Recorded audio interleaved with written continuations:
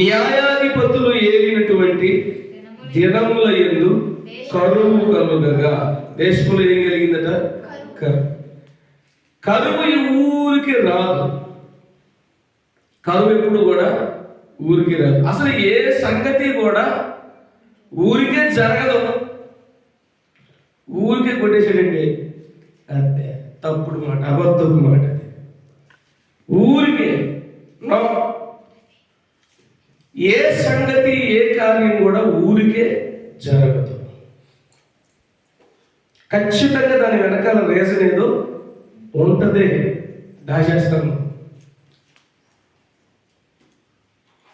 నిప్పు లేకుండా పొగ రాదు. నిప్పు లేకుండా పొగే రాదు. దేవునికి స్తోత్రం. పొగ వస్తుందంటే ఖచ్చితంగా మరి నిప్పు ఉన్నట్టే. ఏమండి, సామెతల్లో ఒక మాట అంటాడు, నాకు అది సరిగ్గా జ్ఞాపకం లేదు కానీ, వేడి బూడిదకు బొగ్గులను,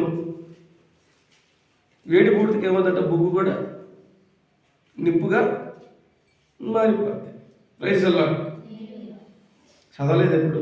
చిత్రంగా మీరు భలే చెప్తారు పాట కదండి. మీరు ఎప్పుడు చదవలేదు. మీకు ఎలా కనపడదు అసలు? మీరు బైబిల్లో విషయాలు చెప్తున్నారా లేకపోతే ఇంకా బయట విషయాలు ఏమైనా చెప్తున్నారా అని మీకు అనిపించవచ్చు. కానీ బైబిల్లో ఉన్న సంగతులే చెప్పుచుంటిని, నా సొంత ప్రసంగం ఏమీ చేయుటలేదు. దేవునికి స్తోత్రం. హల్లెలూయా.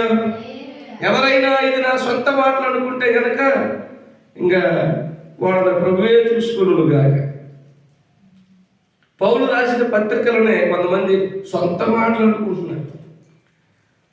అప్పుడు పౌలు చాలా గట్టిగా హెచ్చరిక చేశాడు. Praise the lord. వేడి బూడిదకు కట్టెలు కూడా మండుతాయట. వేడి బూడిదకు కట్టెలు కూడా మండుతాయి. ఏ కారణం లేకుండా ఏది జరగదు. ఏ కారణం లేకుండా ఏది జరగదు. ఏదైనా ఒక సంగతి జరిగింది అంటే దాని వెనకాల ఖచ్చితంగా ఏదో ఒక రీజన్ ఉంటుంది, కారణం ఉంటుంది. న్యాయాధిపతులు ఏలినటువంటి దినముల యందు దేశములో కరువు కలిగింది. న్యాయాధిపతులను దేవుడే నియమించాడు. నియమించిన తర్వాత ఇంకా దేశంలో కరువు ఎలా కలుగుతుంది? నో. న్యాయాధిపతులు ఏలుతున్నప్పుడు కలగలేదు. న్యాయాధిపతులు ఏలుతున్న సమయాల్లో ఆ న్యాయాధిపతి పక్కకు పోయిన తర్వాత ప్రజలు దారి తప్పినప్పుడు కరువు కలిగింది. దాని వెనకాల అంత మ్యాటర్ ఉంది. మన సింపుల్గా న్యాయాధిపతులు వెళ్తున్నప్పుడు కూడా కరువు వచ్చింది అనుకుంటాం. కాదు. న్యాయాధిపతి ఉన్నా అతను సరిగ్గా నడవకపోయినప్పుడు, న్యాయాధిపతిని ప్రజలు పట్టించుకోకుండా పాపములో బ్రతికినప్పుడు వారిని దారిలోకి తెచ్చుటకు దేవుడు వినియోగించే పద్ధతుల్లో ఒక పద్ధతే కరువు కలుగుతుంది. ఏమండి, అసలు ఈ ఒక్క మాటతో బోల్డ్ ప్రసంగం చేసేయచ్చు. అనేక వాళ్ళు ఈ ఒక్క మాట తీసుకొని చాలా గంటన్నర సేపు ప్రసంగం చేశాను నేను. గంటన్నర 2 గంటల ప్రసంగం. కరువు అనే మాట తీసుకొని, కరువు కలిగింది అంటే కొరత. కరువు అంటే ఏంటి? లేకపోవడం, కొద్దువైపోవడం, తక్కువైపోవడం కదా, అంతే కదా. కరువు కలగడానికి ముఖ్య ఉద్దేశం ఏంటి? ప్రజలలో దేవుని యొక్క భయము తక్కువైపోయింది, అందుకే కరువు వచ్చింది. ప్రజల హృదయాల్లో దేవుని పట్ల భయము తొలగిపోయినందుకే కరువు వచ్చింది. ప్రజల యొక్క హృదయాల్లో దేవుని పట్ల భక్తి తక్కువైపోయినందుకే కరువు వచ్చింది. ఏ కారణం లేకుండా ఏది జరగదు. దేవునికి స్తోత్రం కలుగునుగాక. హల్లెలూయా. దేశంలో కరువు కలిగింది. సరే, మనకి మ్యాటర్ అది కాదు. మన ప్రాముఖ్యమైనటువంటి విషయాలు ఇంకా చాలా ఉన్నాయి. 9 పేర్ల గురించి మీతో పంచుకోవాలి. 3 అయిపోద్దాం, 4 అయిపోద్దాం. మరి యేసు రక్తమే జయం. ఎన్ని గంటలైనా పర్లేదు పాటలు గారండి, మీరు చెప్పండి, మేము వింటాం అన్నవాళ్ళు ఒకసారి దేవునికి స్తోత్రం చెప్తారా? మళ్ళీ చెప్పట్లేదు. నేటికి నిదానంగా చెప్తున్నాను. ఆడ అలే చెప్పలేదు అబ్బే పాటగారు ఇంతసేపు ఉండటమే ఎక్కువ, మళ్ళీ నువ్వు 3 గంటలు 4 గంటలు అంటే కష్టపడిపోకు. చెప్పకపోతే ఒక సాగు చెబితే ఒక సాగు ఎందుకు వచ్చి తింటారా నాయన ఈ పాటగారు మమ్మల్ని అటు గారు మధ్యలో పెట్టి ఇరికిచ్చేస్తారు. చెయ్యి ఎత్తితే ఒక బాధ, ఎత్తకపోతే మరొక బాధ. ఎత్తితేనేమో తీర్మానం స్థిరంగా ఉండాలా, ఎత్తకపోతే చూసావా ఎత్తలేదు మనిషి నిజంగానే అని చెప్పేసి ఇలా మాట్లాడతారు. Praise the lord. న్యాయాధిపతులు ఏలిన దినములందు దేశములో కరువు కలుగుగా యోదా బెత్లెహేము నుండి ఒక మనుష్యుడు తన భార్యను తన 2 కుమారులను వెంట పెట్టుకుని మోయాబు దేశమును కాపాడుటకు వెళ్ళెను. దేశములో కరువు కలిగింది. ఇంతకీ ఆ దేశం ఏంటి, ఆ ప్రాంతం ఏంటంటే బెత్లెహేము. యోదా దేశములో బెత్లెహేము ప్రాంతములో గ్రామంలో ఇక్కడ జరుగుతున్నటువంటి సంఘటన. ఈ స్టోరీ అంతా జరిగింది ఎక్కడ అంటే బెత్లెహేము. బెత్లెహేముకు మరో పేరేంటి తెలుసా? మరో పేరు కాదు, దాని అర్థం కాదు నేను అడిగింది, మరో పేరు. అందుకని ప్రశ్న జాగ్రత్తగా వినవాలి. మరో పేరు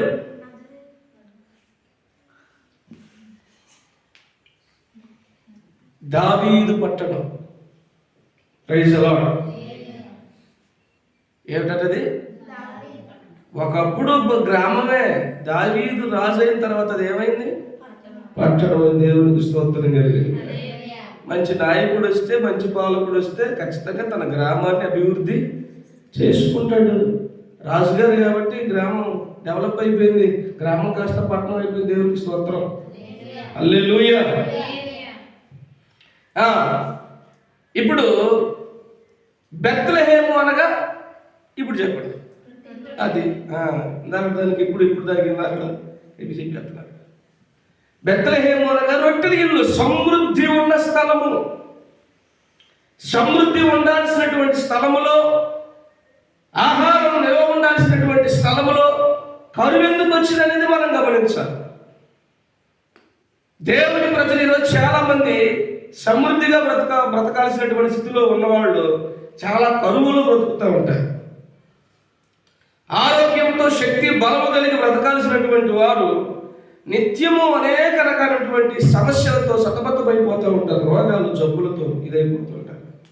ఎప్పుడో ఒకసారి సమస్య రావడం, జబ్బు రావడం కాదని మాట్లాడేది. నిత్యము జబ్బులే, కుటుంబంలో నిత్యము రోగాలే, వాళ్ళకి, పిల్లలకి, కుటుంబం మొత్తానికి ఏదో ఒకటే.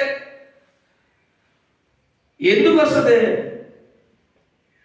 నీవు నా మాటల ప్రకారం చేస్తే, నీవు నా మాట విని దాని చొప్పున చేస్తే, శ్రద్ధగా నా మాటల ప్రకారం నడుచుకుంటే ఐగుప్తు తెగుళ్ళు ఏది నీ మీదకి నిన్ను స్వస్థపరచు యెహోవాను నేనే. దేవుడి మాట ప్రకారం మనం బ్రతికితే మనకి ఎలాంటి దాపురించవు. అదేంటి పాస్టర్ గారండి, మరి భక్తుల్లో లాజరు లేడా, అత్యంత పేదవాడు కాదా అని ఇలాంటి డైలాగ్ లేదు. ఎవరో ఒకరికుంటే ఎలాంటి సందర్భాలు, అందరికి అలాగా ఉండవు. కొంతమంది అతి తెలివితే ఆటలు ప్రదర్శిస్తూ ఉంటారనమాట. మన యొక్క కాన్షియస్ మనస్సు ఏం చేస్తుందంటే మనల్ని ఎలాగా చెప్తూ ఉంటుంది. బైబిల్ ఎలా ఉంది కదా, ఒక ఆయన మరి చాలా దరిద్రుడిగా బ్రతికాడు కదా అని చెప్తే మనకి మనస్సాక్షి అలాగా వస్తుంటుంది. చెప్పుకో, అది ఎవరికో ఒకళ్ళకి అలాగా అందరలాగా ఉండమని బైబిల్ ఎక్కడ కూడా చెప్పలేదు. దేవుని పద్ధతి కానే కాదు.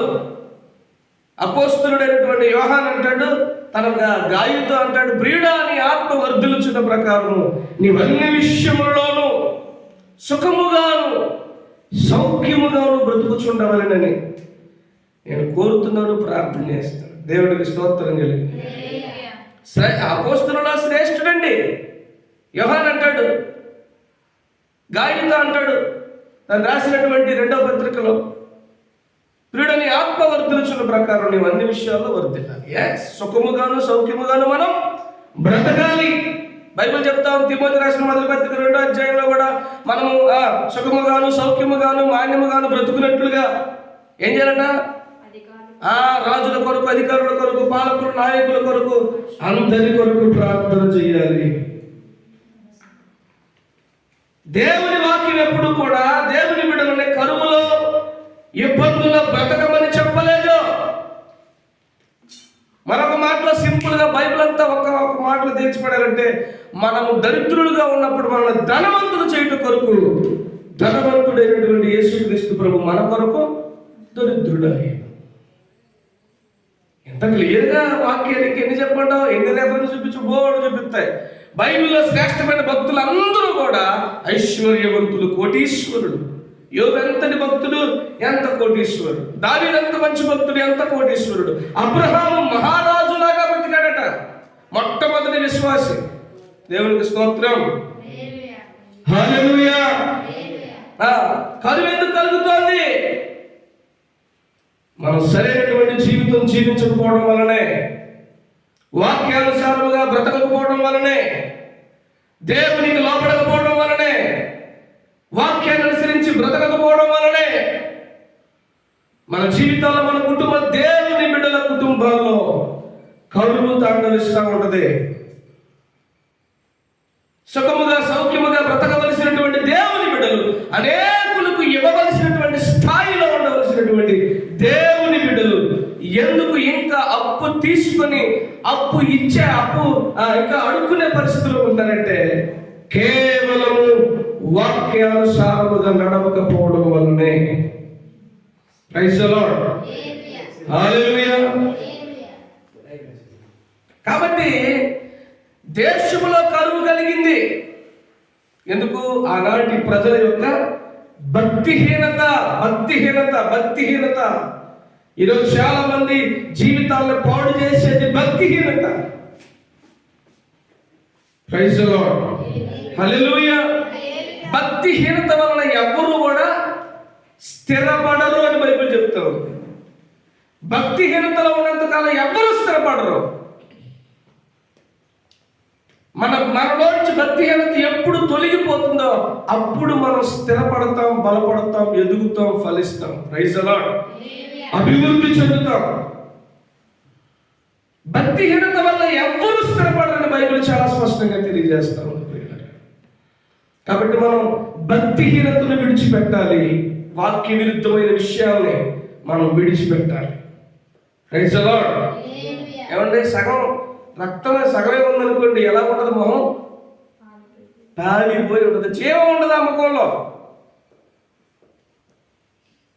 ఆ ముఖంలో జీవం ఉండదు, పాలిపోయి ఉండదు. తెల్ల కనపడతారు కానీ జీవం ఉండదు. అదొక రకమైనటువంటి ఇదనమాట. పైగా రక్తహీనతగా ఉందనుకోండి, ఎలా ఉంటుంది? చాలా ఎనర్జెటిక్గా ఉంటుంది కదా, చాలా ఆరోగ్యంగా ఉంటుంది కదా. ఎలా ఉంటుంది?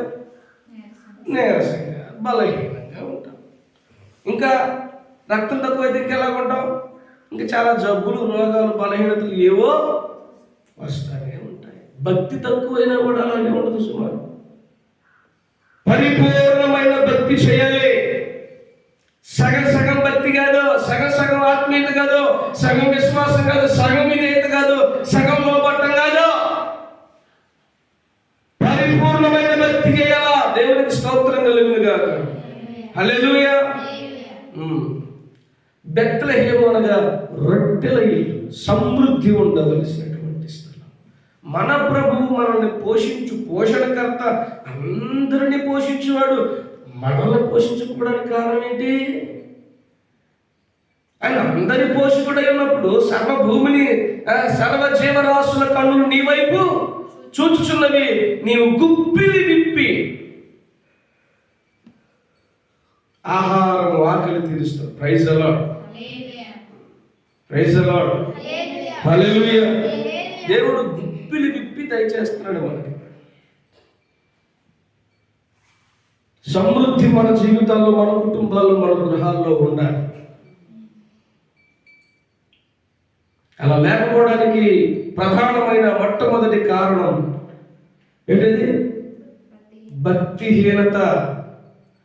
రెండవది, దేవుడు ఇచ్చినా కూడా దాన్ని కాపాడుకోలేకపోవడం. ఏంటండి? దేవుడు ఇచ్చినా కూడా దాన్ని కాపాడుకోలేకపోవడం, వ్యర్థపరుచుకోవడం, దుర్వినియోగము చేసుకోవడం. బెత్లెహేము మొట్టమొదటి పేరు మనకి బైబిల్లో కనబడుతున్నటువంటి, రూతు గ్రంథంలో కనబడుతున్నటువంటి పేరేంటి? బెత్లెహేం. బెత్లెహేం అనగా రొట్టెల ఇల్లు. ఆ రొట్టెల ఇంటిలో నుండి కరువు వచ్చిందని, సమస్య వచ్చిందని, బాధ వచ్చిందని, కష్టం వచ్చిందని ఆ దేశం వదిలిపెట్టిపోయాడు మహానుభావుడు. ఎవరు ఆయన పేరు? ఎలీమెలకు. ఎలీమెలకు అనే పేరు రాసుకోండి, పేర్ల అర్థాలు చెప్తున్నాను నేను. ఎలీమెలకు అనే పేరుకి అర్థము దేవుడే నా రాజు.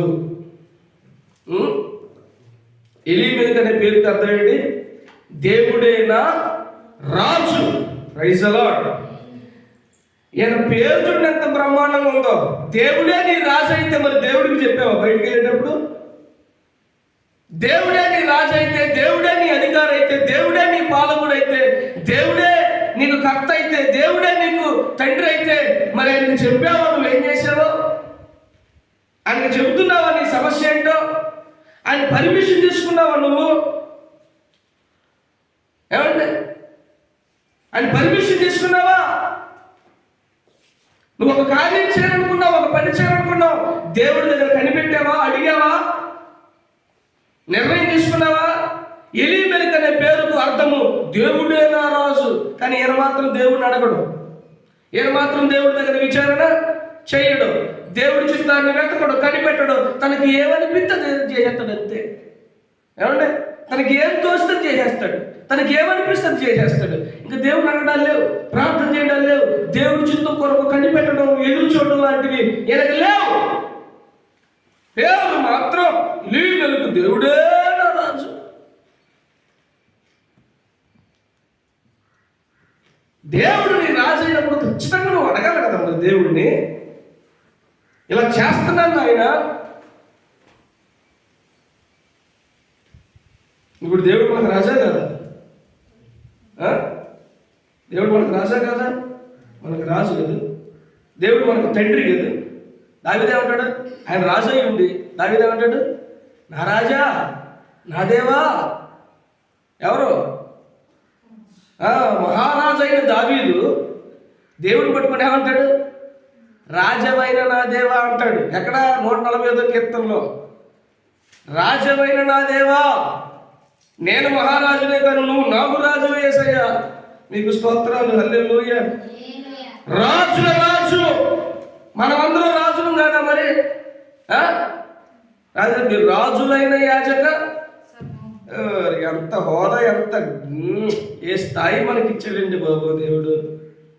ఏ స్థాయిలో పెట్టాడు? రాజులట దేవుడికి స్తోత్రం కలుగునుగాక, హల్లెలూయా. బయటికి పోతే ఎలా ఉండాలా? రాజుగారి లాగే ఉండాలా? రాజుగారు అడుక్కుంటాడా?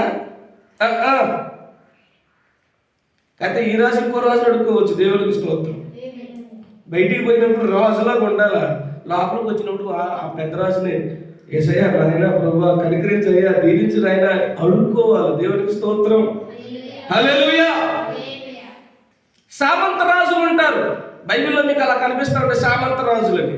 అంటే ఒక రాజు గారి యొక్క అధికారంలో పనిచేసే రాజుల్ని సామంత రాజులు అంటారు. అంటే ఈయన రాజే, కానీ పూర్తి అధికారం ఏంది కాదు. ఈయన పైన ఇంకో రాజు ఉంటాడు, ఆయన చెప్పినట్టు నడుచుకోవాలి ఈ రాజు. మన రాజులనే, కానీ మన పైన ఒక రాజు ఉన్నాడు. ఆయన రాజుల రాజు, ప్రభువుల ప్రభువు, భూపతులకు అధిపతి, అధికారులపై సర్వాధిపత్యము, సర్వాధికారము కలిగినటువంటి వాడు, శ్రీమంతుడైన దేవుడు, సార్వభౌముడైన దేవుడు, చక్రవర్తి అయిన దేవుడు. కాబట్టి మనం ఏం చేయాలా? ఏం చేసినా దేవుడి యొక్క చిత్తాన్ని వెతకాలి. దేవుడికి చెప్పి, ప్రభువా ఇలా చేద్దాం అనుకుంటున్నాను ఆయన, మీకు ఉద్దేశం ఏమంటారు, మీ నిర్ణయం ఏమంటారు? అది సోది చెప్పుకునే బిలాముగాడు కూడా అడిగాడు. మనకేం మాయరోగం అడగడానికి? ఏమంటే అది సోది చెప్పుకునే బిలాముగాడు అడిగాడు దేవుడిని 1-2 సార్లు. వాడికి లోపల పోవాలనున్నా కానీ మాట వలసకైనా అడిగాడు. మనకు అసలు అలాంటిది లేనే లేదు. వాడే అలా అడిగితే మరి నిజంగా మన రాజులు కదా, దేవుడిని పెట్టలేం కదా, మరి మనం ఎలా అడగాలి దేవుడిని? నీ చిత్తమే ఆయన, నీ నిర్ణయం ఏంటి? నేను ఈ పని చేయాలనుకున్నాను, మీ సంకల్పం ఏంటి? ఇది మీ చిత్తమా కాదా? ఇది మీకు ఇష్టమా కాదా? చెప్పండి నాకు అని అడుగుతున్నారా? ఎంతమంది దేవుడి చిత్తాన్ని వెతికేవాళ్ళు ఎంతమంది? దేవుడి చిత్తాన్ని అడిగేవాళ్ళు ఎంతమంది? దేవుని కొరకు కనిపెట్టుకునేవాళ్ళు ఎంతమంది? దేవుని కొరకు ఎదురు చూసేవాళ్ళు ఎంతమంది? యెహోవా కొరకు కనిపెట్టుకున్నాము, ధైర్యం తెచ్చుకుని నిబ్బరము కలిగి ధైర్యముగా ఉండుము. దేవునికి స్తోత్రం, హల్లెలూయా. ఏం చెప్తుంది బైబిల్? యెహోవా కొరకు కనిపెట్టుకో, తొందరపడద్దు, తొందరపాటు నిర్ణయాలు తీసుకోవద్దు, తప్పటి అడుగులు వేయొద్దు. ప్రభు కొరకు కనిపెట్టు, ప్రభు నిర్ణయం కొరకు ఎదురు చూడు, నిబ్బరం కలిగి ధైర్యముగా ఉండు, దిగులు పడకు, భయపడకు. ప్రైజ్ ది లార్డ్, హల్లెలూయా. కష్టం వచ్చిందంట, సమస్య వచ్చిందట, బాధ వచ్చిందంట, ఇబ్బంది కలిగిందంట, నష్టం వచ్చిందట, దుఃఖం వచ్చిందట. అయ్యగారు బట్టలు సర్దేసి బ్యాగ్ సర్దేసుకొని, అయ్యగారు తర్వాత అమ్మగారు తర్వాత పిల్లగాళ్ళు కూడా తీసుకొని తట్టపడ సర్దేసుకొని బయలుదేరారు. ఫ్యామిలీ ఎక్కడికి? ఇక్కడ మన దగ్గర ఒక మాట అంటారు, క్యాంపు. ఏంటట?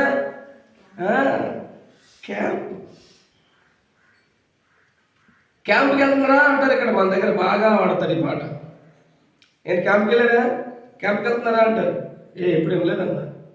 ఏంటి అదే చిత్రంగా క్వశ్చన్ మార్క్ వేసి క్యాంప్కి వెళ్తున్నారా అంటారు. వెళ్ళి రావడం పక్కన పెట్టు, అర్థం అది కాదు. క్యాంప్కి వెళ్తున్నారు. ఇప్పుడు వీళ్ళు ఎక్కడికి వెళ్ళారు? మన భాషలో క్యాంప్కి వెళ్ళారు. స్థిరపడడానికి కాదే వాళ్ళు వెళ్ళింది, స్థిరపడడానికి ఏమి వెళ్ళలేదు, వాళ్ళు క్యాంప్కే వెళ్ళారు. ఎందుకు? కష్టం వస్తే ఏడు కష్టం వస్తే ఆడపోతారు, ఆడ కష్టం వస్తే ఇంకో చోట పోతారు. నిగరం లేని జీవితాలు, స్థిరత్వం లేని బ్రతుకులు. ఏంటది? స్థిరము స్థిరము స్థిరము స్థిరముగా ఉండాలి. కష్టమైతే వెళ్ళిపోవటమేనా? అది తట్టకుండా సర్దేసి బ్యాగ్ సర్దేసి వెళ్ళిపోవటమేనా? కష్టం రాకుండా ఎక్కడ ఉంటుంది? బాధ రాకుండా ఎక్కడ ఉంటుంది? సమస్య రాకుండా ఎక్కడ ఉంటుంది? ఇబ్బందులు లేనిటువంటి స్థలం ఏంటి చెప్పండి? జీవితం ఉన్న తర్వాత ఏదో ఒక సమస్య, ఏదో ఒక బాధ, ఏదో ఒక కష్టం, ఏదో ఒక శ్రమ, ఇబ్బంది తప్పనిసరిగా ఉంటాయి. ఉండకుండా ఉండవు. ఆ మాత్రం దానికి ఏడు బాధ వచ్చింది, మీరు ఏడు సర్దేసి ఆడపోయి ఆడబాధ వస్తే ఇంకో చోట సర్దేసి ఏట్రా ఈ సద్దుడి జీవితం? ఈ సద్దుడి జీవితం ఎంతకాలం?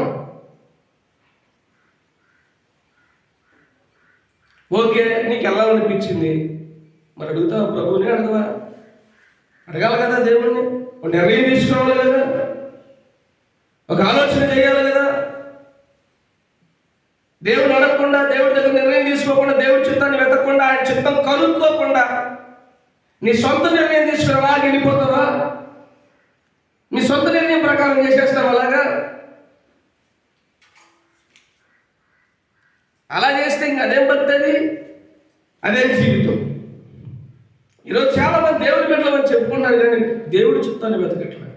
దేవుడు నీ తండ్రి అయితే, దేవుడు నీ రాజు అయితే, దేవుడు నీకు అధికారి అయితే, దేవుడు నీ పోషకుడైతే, నీ పైన వాడైతే ఖచ్చితంగా నువ్వు ఆయన చిత్తాన్ని వెతకాలి. ప్రభు అన్నాడు, ప్రభువా ప్రభువుని పిలిచి ప్రతివాడు పరలోక రాజ్యంలోనికి ప్రవేశించడు. మరి ఎవడు ప్రవేశిస్తాడు? పరలోకమందున తండ్రి చిత్త ప్రకారము చేయువాడే. అదే పరలోకమందున్నటువంటి దేవుని చిత్త ప్రకారం చేసేవాడు మాత్రమే పరలోకానికి వెళ్తాడు.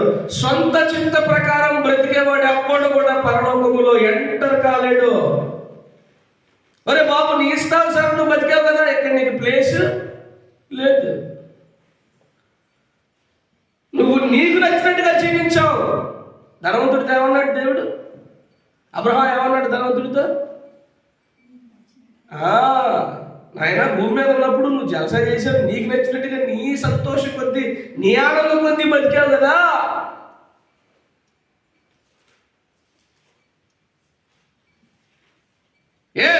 సొంత చిత్త ప్రకారం చేసేవాడు సంతోషంగా ఉంటాడు, దేవుడి చిత్త ప్రకారం చేసేవాడు బాధను అనిపిస్తాడు. నిజమండి, దేవుడి చిత్త ప్రకారం నడుచుకోవాలనుకున్న వాళ్ళకి బాధ ఎదురవుతుంది, కష్టం ఎదురవుతుంది. దేవుడి చిత్త ప్రకారం బ్రతకాలి అనుకుంటున్నప్పుడు మనకు బాధ ఎదురవుద్ది, కష్టం ఎదురవుద్ది, సమస్య ఎదురవుద్ది. అందుకే ప్రభు నాడు ఇది ఏం మార్గం అట? ఇరుకు మార్గం.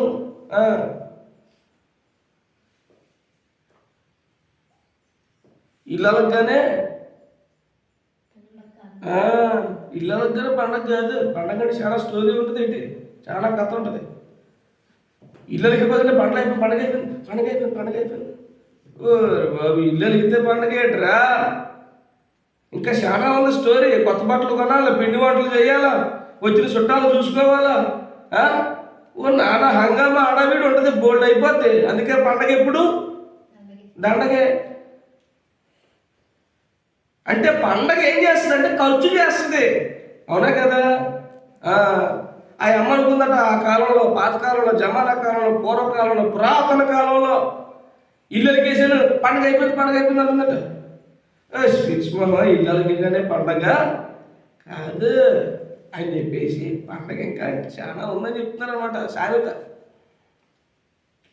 దేవుళ్ళు అనుకున్నాం అనగానే సరిపోదు, చర్చికి వచ్చేసాం అనుకోండి సరిపోదు, ప్రార్థనకు వచ్చేద్దాం అనుకోండి సరిపోదు.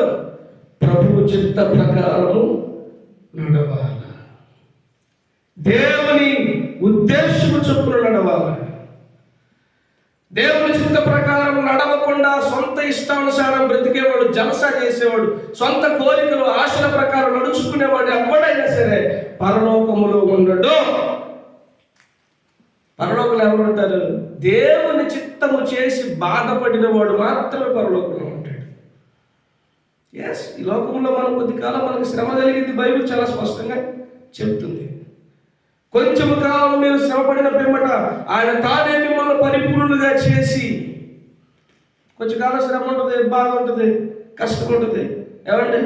సొంత కుటుంబ సభ్యుల ద్వారా శ్రమ ఎదురైద్ది, ఇరుగు పొరుగు వాళ్ళ ద్వారా శ్రమ ఎదురైద్ది, ఏమండి? భార్య ద్వారా, భర్త ద్వారా శ్రమ ఎదురైద్ది, ఏమంటే విశ్వాసం ద్వారా సేవకుడికి శ్రమలు ఎదురవుతుంటాయి. ఎక్కడో ఉన్నాడు శ్రమ పెట్టేవాడు, దూరం ఉండేవాడు ఎవడు మనల్ని శ్రమ పెట్టలేడు. మరి ఎవరు పెడతారు? ఆడు శ్రమ పెట్టాలంటే మన పక్కనే ఉండాలి. శ్రమ పెట్టేవాడు మన పక్కనే ఉంటాడు, శ్రమ మన పక్కన ఉంటుంది. ప్రైజ్ ది లార్డ్, హల్లెలూయా. కష్టం వచ్చిందని చెప్పేసి వెళ్ళిపోయాడు సారు. ఎలీమెలెకు ఏంటది? ఎలీమెలెకు. మంచి, దేవునికి స్తోత్రం కలిగింది గాక. ఎక్కడికి వెళ్ళాడు?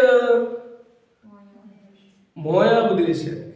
రాసుకోండి, మోయాబు అనగా తండ్రి ఎవడో రాసుకోండి. మోయాబు అనగా ఓవర్ కాన్ఫిడెన్స్ వద్దు, గుర్తుండదు, రాసుకోండి. నాకు మళ్ళీ ఓవర్ కాన్ఫిడెన్స్ అయింది. మోయాబు అనగా తండ్రి ఎవడేటగా నాకు తెలియకడుతున్నా. తండ్రి ఎవడేట? ఈడెవడీడు? తండ్రిని దగ్గర ఉంచినోడు ఈడు. ఎవడో తండ్రిని దగ్గరించేవాడు. ఈరోజు చాలా మంది తండ్రిని దగ్గరించేవాడు, తల్లిని దగ్గరించేవాడు ఎంతమంది లేరు? కన్నులు నెత్తికెక్కిన వారు తరం కలదు. ఏడకెక్కినట్టు కన్నులు ఏడకెక్కినాయి. ఏడకెక్కితే వాడు పైకి చూస్తాడు తప్ప కిందకి చూడడు కదా. ఏడుంటే బాగానే ఉంటాయి కళ్ళు. అది ఏళ్ళకు ఏడు నుంచి ఎక్కినాయి, నెత్తి మీదకి ఎక్కినాయి, అందుకే పైకి చూస్తాడు, కింద చూడ్డాడు. అంటే ఎవరిని లెక్క చేయడాడు. మోయాబు అనే పేరుకి అర్థము తండ్రి ఎవడు. ఎవడరా తండ్రి? ఎవడేంటి? చాలా మంది కొడుకులు అంటారు తండ్రిని, నా తండ్రి నువ్వేంటి ఆడాడు అంటారట. తండ్రిని దగ్గరించేవాడు, తల్లిని దగ్గరించేవాడు, దైవజనులను దగ్గరించేవాడు, ఏమంటే దేవుడిని దగ్గరించేవాడు. ఎంతమంది నెత్తికెక్కిన తర్వాత మాట ఇది కళ్ళు నెత్తికొచ్చి దేవుడు మాడమే పెట్టుకోవాలి జరిగితే అప్పుడు కిందకు వస్తాయి కళ్ళు. ఎడ జరిగితే యాడ నెత్తి మీద ఎక్కిన ఆడబెట్టి 2 వేసి పీకితే ఇక్కడ కొత్త సెట్ అయిపోద్ది. అప్పుడు కళ్ళు కరెక్ట్ ప్లేస్లోకి వస్తాయి. ఏసు రక్తమే చెయ్యం. హల్లెలూయా. తండ్రిని ధిక్కరిస్తే దేవుడికి నచ్చదు, తల్లిని ధిక్కరిస్తే దేవుడికి నచ్చదు. తండ్రిని దూషించి తల్లిని తరిమివేయు అనే దీపమట కారు చీకట్లో ఆరిపోద్దట. తండ్రిని ధిక్కరించకూడదు. చాలా స్పష్టంగా మీకు చెప్తున్నాను, దైవజనుని ధిక్కరించకూడదు, దైవజనుని ధిక్కరించకూడదు, దేవుని ధిక్కరించకూడదు, కన్న తల్లిదండ్రులను ధిక్కరించకూడదు. ధర్మశాస్త్రం చెప్తుంది ఏమంటే తల్లిదండ్రుల మాట వినకపోతేనట వాడిని రాళ్ళు కొట్టాలట. ఏం చేయాల? రాళ్లతో కొట్టి చంపాలి. తండ్రికి అవిధేయుడైన వాడికి మరణ శిక్ష వేసాడు దేవుడు.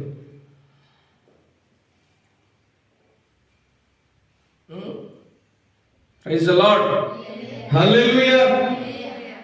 మన వార్త చదువుతూ ఉంటే ఒక వార్త వచ్చింది. శాంటా క్లాస్ తెలుసు కదా, క్రిస్మస్ తాత. ఎవరో క్రిస్మస్ తాత. ఈ కాలంలో బాగా కనపడుతుంటాడు, ఏడు చూస్తాడు కనపడుతుంటాడు ఆయన క్రిస్మస్ తాత. అందులో క్రిస్మస్ తాత అంటే ఎవరో గిఫ్ట్లు ఇచ్చి వెళ్ళిపోయేవాడు అనమాట. గిఫ్ట్లు ఇచ్చి వెళ్ళిపోయేవాడు. పూర్వ ఆ కాలంలో ఒక 200 సంవత్సరాల క్రితం బహుశా ఇంగ్లాండ్లోనో లండన్ దేశంలోనో ఒక ఆయన జోసెఫ్, ఆయన పేరు జోసెఫ్, ఇంకేదో పేరు ఉంది, నాకు ఆయన పేరు సరిగ్గా గుర్తులేదు. కానీ ఆయన మంచి బిలీవరు, పైగా చర్చ్ పాస్టర్ గారు అనుకుంటాను. బాగా డబ్బున్న వ్యక్తి. ఆ ఇంగ్లీష్ దేశాల్లో క్రిస్మస్ చాలా గ్రాండ్గా చేస్తారు కదా, వాళ్ళకి పెద్ద పండగ క్రిస్మస్ అంటే. ప్రపంచంలో అన్నింటికంటే పెద్ద పండగ క్రిస్మస్. ప్రపంచం అంతా ఒక సంవత్సరంలో జరిగే బిజినెస్ క్రిస్మస్ నెలలో జరిగిపోతాడు. ఒక నెలలో బిజినెస్ జరిగిపోతే హల్లెలూయా. అంటే ప్రపంచంలో 11 నెలల్లో జరిగే బిజినెస్ అంతా క్రిస్మస్ డిసెంబర్ నెలలో 1 నెలలో జరిగిపోతాడు. అంత బిజినెస్, పెద్ద పండుగ. ఆయన చాలా మంచి మనసు ఉన్నటువంటి వ్యక్తి. డబ్బు ఉండడమే కాదు, ప్రేమ కలిగినటువంటి, దయ కలిగిన, జాలి కలిగినటువంటి వ్యక్తి ఆయన. కనుక తనకున్న డబ్బుని క్రిస్మస్ సందర్భంగా పేద పిల్లలు ఉంటారు కదా, వాళ్ళకి అలాగ రహస్యంగా సంచుల్లో పెట్టి ఇచ్చేవాడు. అలాగా ఆయన పేరు ఫేమస్ అయ్యి క్రిస్మస్ యొక్క ఆ ఈవెంట్లోనికి ఆయన వచ్చి చేరాడు. క్రిస్మస్ శాంటా క్లాస్, క్రిస్మస్ తాత అంటే గిఫ్ట్లు ఇచ్చేవాడు, కోరింది ఇచ్చేవాడు, కోరుకునేది ఇచ్చేవాడు, ఆశపడింది ఇచ్చేవాడు. అప్పుడు ఆ న్యూస్లో, మనం నేను చదివిన న్యూస్లో ఏమనంటే, అసలైన శాంటా క్లాస్ ఎవరో కాదు, తండ్రి అన్నాడు. బాగుంది, నిజమే. అసలు సిసలైన శాంటా క్లాస్ ఎవరు? తండ్రి, కన్న తండ్రి. తండ్రి ఏం చేస్తాడు మరి? తండ్రి చేస్తాడండి కుటుంబం కొరకు త్యాగము చేస్తూ ఉంటాడు. కుటుంబంలో బిడ్డలు బాగుండాలని పిల్లల కోసం త్యాగం చేస్తూ ఉంటాడు. తండ్రి లక్షణం అది. తండ్రి అనగా త్యాగము, తండ్రి అనగా భరించేవాడు, మోయేవాడు, తండ్రి అనగా పోషకుడు, తండ్రి అనగా సంరక్షకుడు. Praise the lord. నా చిన్నతనంలో మంచి నిద్రలో ఉన్నప్పుడు నాకు ఒకటి వచ్చేసేది, బయటికి పోయేవాడు. మరి అప్పుడు నా చిన్నతనం, మరి 30 ఏళ్ల క్రితం, 35 సంవత్సరాల క్రితం పెద్దగా లైట్లు ఉండేవి కాదు, గుడ్డి గుడ్డి దీపాలే. కరెంట్ ఉన్నా కూడా దొంగ కరెంట్ అలా ఏమైనా చేసి మన అడుగు తీసేసేది. పొద్దునేయటం, రాత్రి ఏటో, పువ్వులు కూడా తీసేయటం, అలా ఉండేది. ఎవరు మరి బయటకు పోవాలంటే మా దారుణం ఉండేది. 1కైనా 2కైనా లేచి ఎవరు లేపితే నాన్నే. మా నాన్న లేపితే మా నాన్న ఇసుక్కోకుండా లేచి, అండ్ ఎన్నిసార్లు లేపినా కూడా ఇసుక్కోకుండా లేచి, నాన్న బయటకు వస్తున్నాను, నేను బయటకు పోతున్నాను అంటే వెంటనే లేచేవాడు. ఎంత నిద్రలో ఉన్నా లేచిపోతాడు మన ప్రైజ్ ది లార్డ్. అలా లేచేవాడు.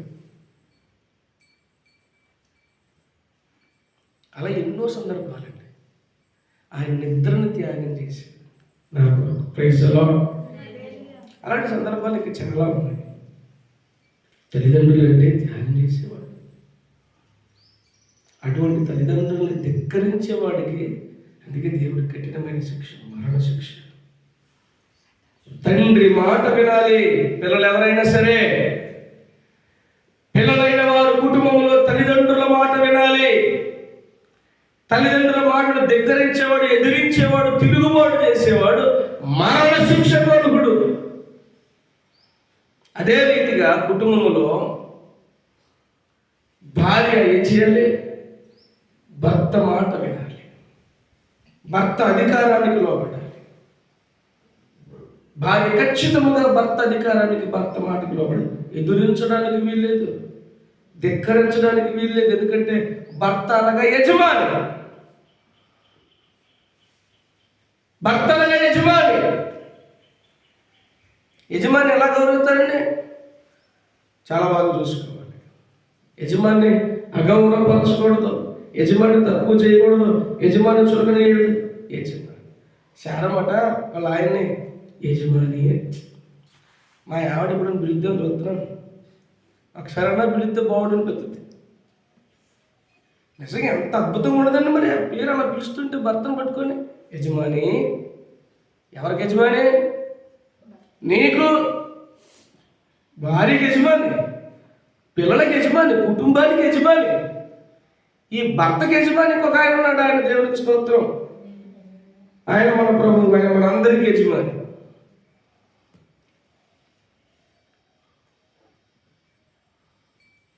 ఎంత చక్కగా ఏమండి యజమానుడా, యజమాని అని పిలిస్తే ఎంత అద్భుతంగా ఉంటుంది. అంతలా వాడైనా పొంగిపోతాడు, కరిగిపోతాడు, ఐసైపోతాడు.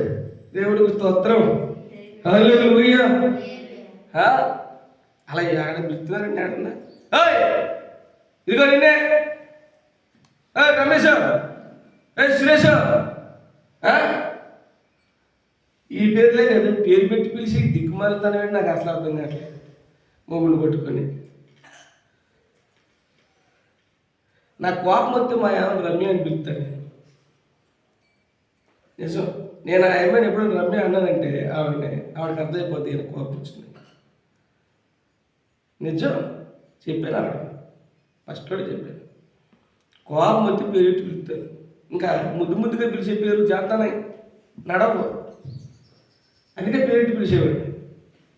మరి ఇప్పుడు అందరూ పేర్లు పెట్టి పిలుచుకున్నారంటే భర్తల మీద, భార్యల మీద వాళ్ళకి ఏం లేదు, ప్రేమ లేదు. ముఖ్యంగా భర్తలే.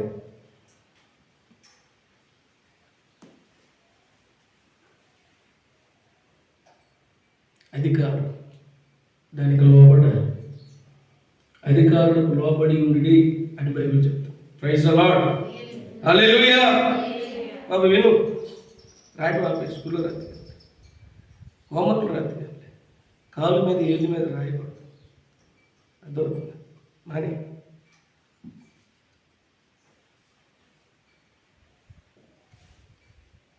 లోబడాలి. తల్లిదండ్రులకు లోబడాలి. దైవజనులకు లోబడాలి. నేను నొక్కి చెబుతాను ఈ మాట. ఎందుకంటే ఈ రోజు సంఘాల్లో కరువైంది అదే. ఈరోజు సంఘాల్లో దేవుని బిడ్డల జీవితాల్లో కరువైంది, కొదువైంది దైవజనుడికి లోబడ్డం. దైవజనుడికి లోబట్ల ధిక్కారం అన్నమాట, తిరుగుబాటు అన్నమాట, అవిధేయత అన్నమాట. దైవజనుడికి లోబడితే, దైవజనుడికి విధేయుడు అవుతే దేవుడికి విధేయుడు అయినట్లు నేను ప్రతిసారి చెప్తా ఉన్నాను.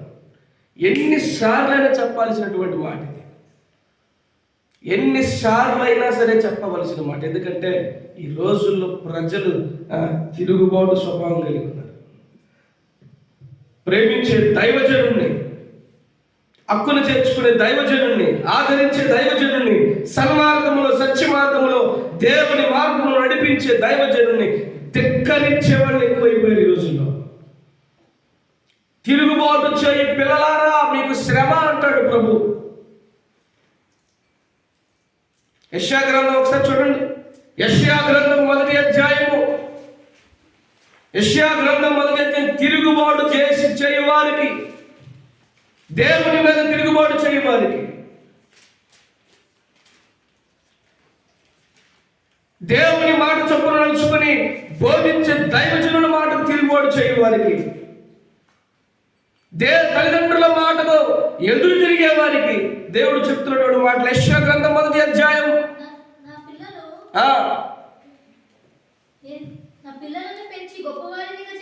ఆకాశమా ఆలకించుము, భూమి చెవియొక్కుము, నేను పిల్లలను పెంచి గొప్పవారిని చేసి తిని. గొప్పవారిని చేసిన వాళ్ళ మీద తిరుగుబాటు అన్నమాట. దిక్కుమాలిన తిరుగుబాటు. గొప్ప వాళ్ళు అయిన తర్వాత తిరుగుబాట్లు అన్నమాట. పిల్లలను పెంచి గొప్ప చేసి తిని వారు నా మీద తిరగబడి ఉన్నారు. దేవుడికి ఏమన్నాడు చూడండి. ఎద్దు తన కామందు నెరుగును, గాడిద సొంత వారి దొడ్డి తెలుసుకును. ఇశ్రాయేలుకు తెలివి లేదు, నా జనులు యోచింపరు. ఎంత కోపముతో తిడతారు చూడండి ఆ మాటలు. పాపిష్టి జనమా, దోషభరితమైన జగల ప్రజలారా. ఏ సంతానం అంటే ఇది మంచి సంతానం కాదు. ఇది దుష్ట సంతానం. మంచి సంతానం అయితే మాట ఉంటది, మంచి సంతానం అయితే లోపడుతుంది, మంచి సంతానం అయితే కనుక చక్కగా చెప్పినట్లుగా విధేయతగా నడుచుకుంటుంది. ఇది మంచి సంతానం కాదు, ఇది దుష్ట సంతానం. చెరుపు చేయి పిల్లలారా. అది ఏమన్నాడు ప్రభు? ఏమన్నాడు? శ్రమ. తిరుగుబాటు చేయి పిల్లలకు శ్రమ. అవిధేయత చూపించు పిల్లలకు శ్రమ.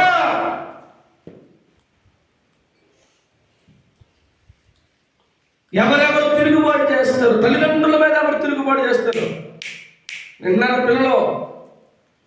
తల్లిదండ్రుల మీద ఎవరు తిరుగుబాటు చేస్తారు? ఆ పిల్లలకు శ్రమ. భర్త మీద తిరుగుబాటు చేసినటువంటి భార్యలకు శ్రమ. దైవజనుడి మీద తిరుగుబాటు చేసినటువంటి విశ్వాసులకు శ్రమ. దేవుడి మీద తిరుగుబాటు చేసినటువంటి దేవుని ప్రజలకు శ్రమ.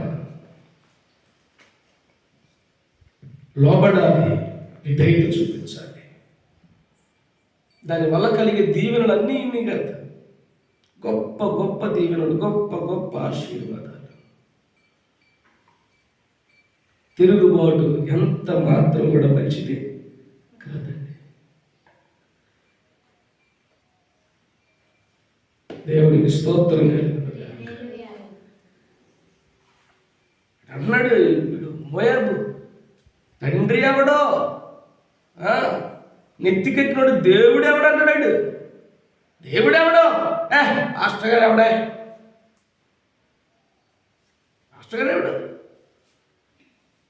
కడుపు నిండినోడట. తేనె పట్టినైనా కూడా తొక్కి తొక్కి పడేస్తాడు వీడు.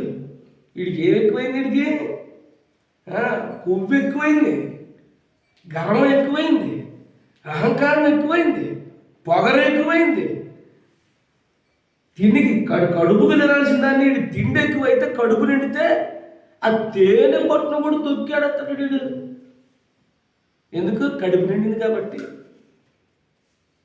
అవసరం తీరిపోయింది కాబట్టి, ఒడ్డెక్కాం కాబట్టి, పైకి వచ్చాం కాబట్టి, బాగుపడ్డాం కాబట్టి, స్థిరపడ్డాం కాబట్టి. మోయాబు తండ్రి ఎవడు? ఎడబోయాడు ఇప్పుడు మా ఆయన గారు? రొట్టెల ఇంట్లో నుంచి ఎక్కడ బయలుదేరాడు? తిరుగుబాటు చేసే ప్రజల మధ్యలోకి బయలుదేరాడు. దేవుడెవడో అనే జనాంగం మధ్యలోకి బయలుదేరాడు. ఆడ నీకేం బొమ్మ దొరికింది నాకు అర్థం కాదు. ఆడ నీకు తిండి ఎక్కడ దొరికిద్దా? వాడే పెద్ద తిరుగుబాటుదారుగా ఉన్నాడు.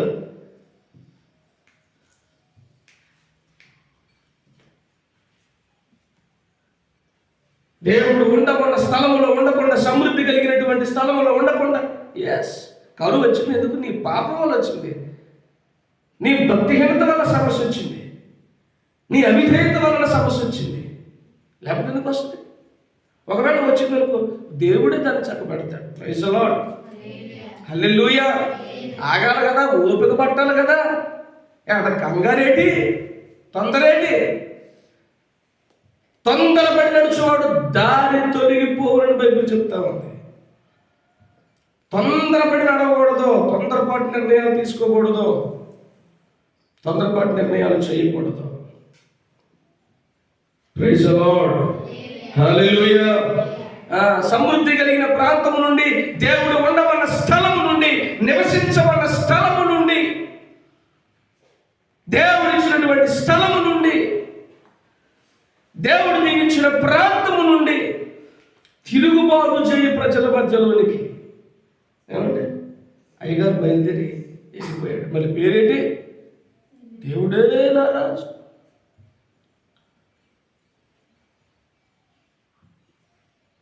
పేరు ఎలాగుంది, బతుకు ఎలాగుంది? పేరు ఎలాగుంది, బతుకు ఎలాగుంది? పేరుకు తగ్గ జీవితం జీవించాలి, పేరుకు తగ్గ బ్రతుకు బ్రతకాలి. ప్రైజ్ ది లార్డ్, హల్లెలూయా, హల్లెలూయా. చాలా మంది తండ్రిని ధిక్కరించేవాడు ఉన్నారు. ఇంకొక మాట చెప్పాలంటే, అసలు తండ్రి ఎవడం? ఆయన తండ్రి ఎవడు? మోయాబు తండ్రి ఎవరు చెప్పండి? ఎవరా? ఎవరు చెప్పారు? మర్చిపోయారు. మోయాబు తండ్రి ఎవరు? ఎవడో తండ్రి ఎవడో? మోయాబుకి తండ్రి ఎవడో? లోతండి. లోతే అక్రమ సంతానం, వ్యభిచార సంతానం, తన ప్రమేయం లేకుండా కన్న సంతానం. అందుకే వీడు తండ్రి ఎవడు?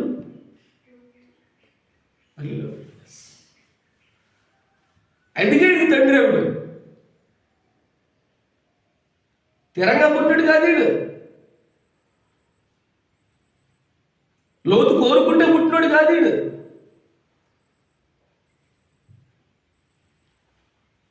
మోయాబు తండ్రి ఎవడండి? కొంతమందికి తండ్రి ఎవడు ఉండరు. తండ్రి లేని జీవితాలు జీవిస్తూ ఉంటారు కొంతమంది.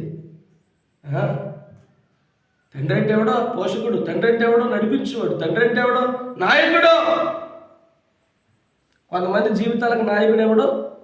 నేనే నాయకుడిని, నేనే దేవుణ్ణి.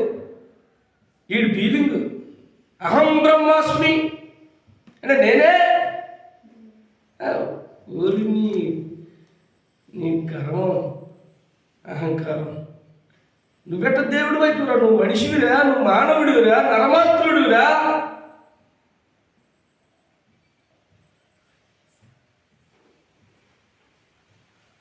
ఫరో అంటాడు నేనే దేవుణ్ణి.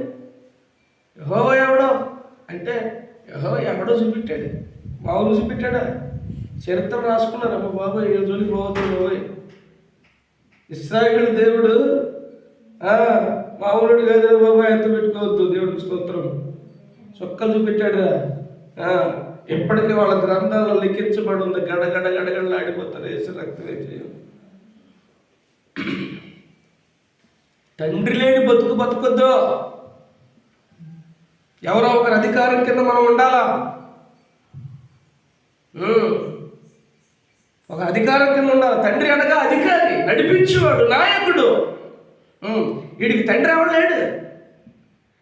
ఈడే నేనే రాజు, నేనే మంత్రి, నువ్వే ప్రజా, నువ్వు పాలించుకోరా. ఇంక రాజ్యం ఏముంటుంది నీకు? నువ్వే రాజు, నువ్వే మంత్రి అయితే నీకు రాజ్యం ఎందుకురా? నువ్వే ప్రజ, నువ్వు పాలించుకో. రాజుగారు అంటే మంత్రులు ఉండాలా, ఏమండి సలహాదారులు ఉండాలా, ఆలోచన చెప్పేవాళ్ళు ఉండాలా, పరిపాలించడానికి ప్రజలు ఉండాలి. దేవునికి స్తోత్రం. వీడికి మంత్రి అవసరం లేదట. ఎందుకు? మంత్రి అయితే అన్ని చెప్తాడు, సలహాలు ఇస్తాడు. నీ సలహా నాకెందుకురా వాడు.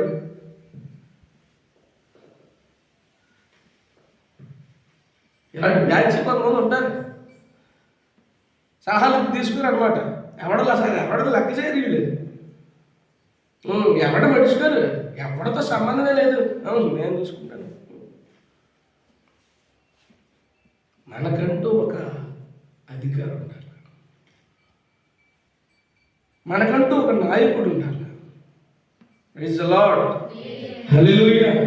మనం నడిపించేవాడు ఒకడు ఉండాలి, మన గురించి పూచి తీర్చుకునేవాడు ఒకడు ఉండాలి, లెక్క అడిగేవాడు ఒకడు.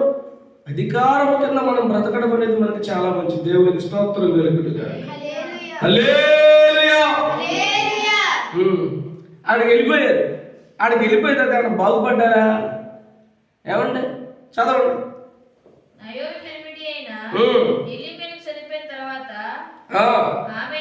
ఏమేడట ఆయన గారు? వికెట్ పడింది, ఫస్ట్ వికెట్.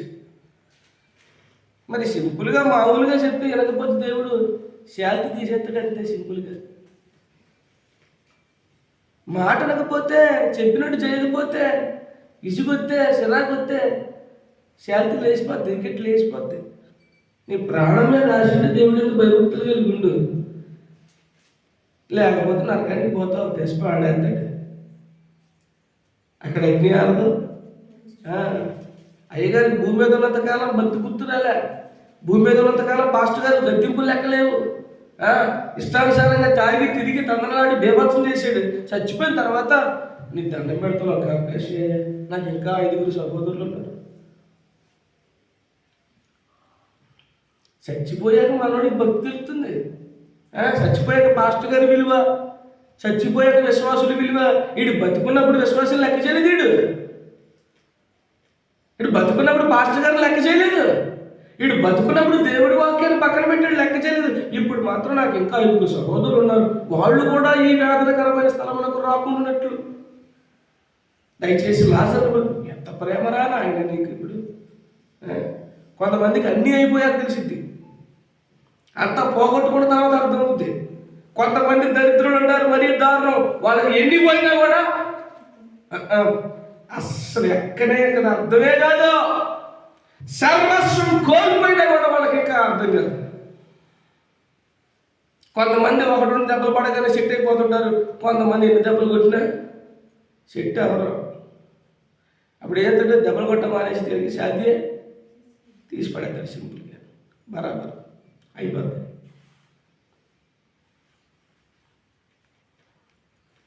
అయ్యగారు వికెట్లు వేసిపోయింది అక్కడికెళ్తే.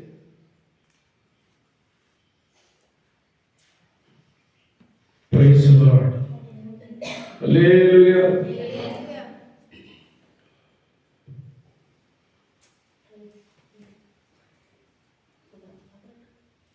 ఇప్పుడు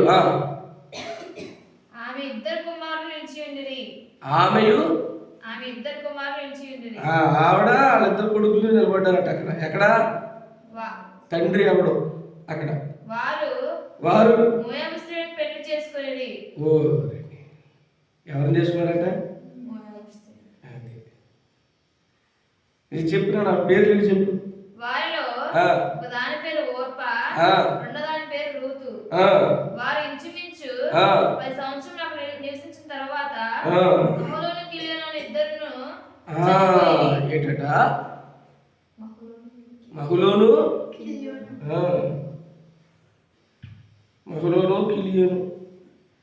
మహలోను అంటే రోగము, మహలోను అంటే రోగము, మహలోను అంటే వ్యాధి, మహులు అంటే రోగము, మహులు అంటే వ్యాధి.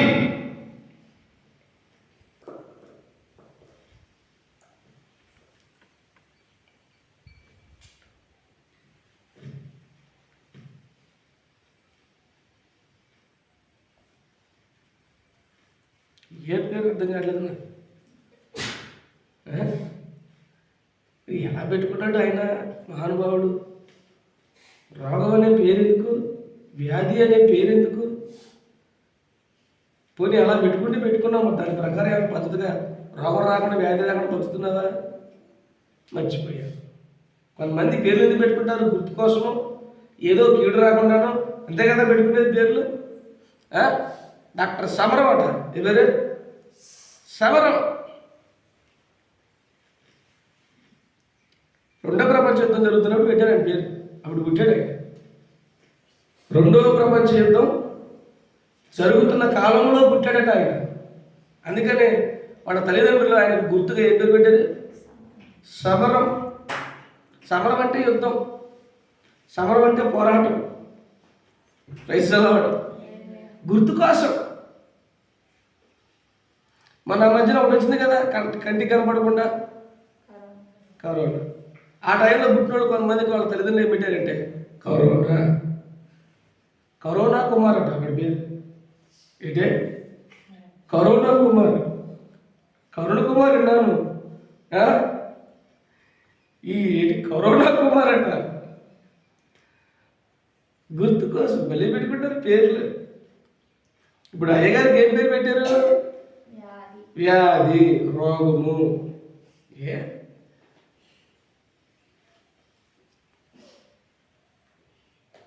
కొంతమంది జీవితాలు, కొంతమంది బ్రతుకులు, రోగాలు, వ్యాధులు, జబ్బులు.